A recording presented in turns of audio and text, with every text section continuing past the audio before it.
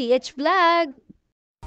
Guys, for today's video, ayan, kumuha po tayo ng sampalok, ayan, kasi magsisigang ako.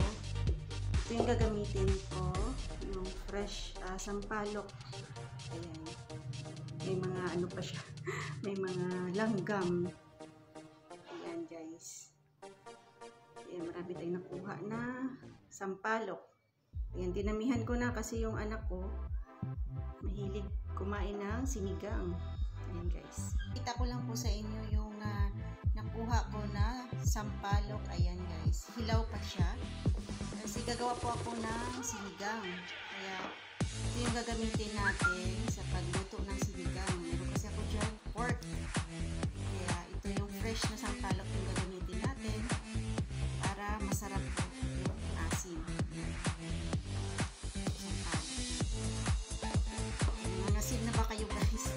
Ayan ang laki oh. Pero alam nyo, sobrang asim ito. Promise. Ayan. Guys.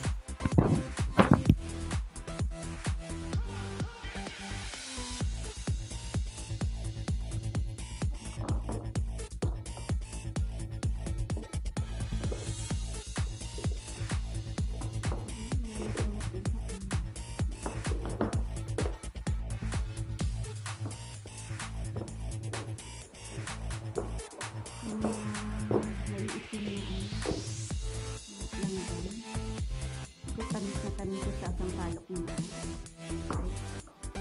Guys, yung ating sampalok for today.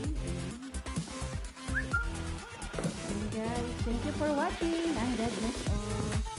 Bye! Yan sampalok for today. Sampalok kayo.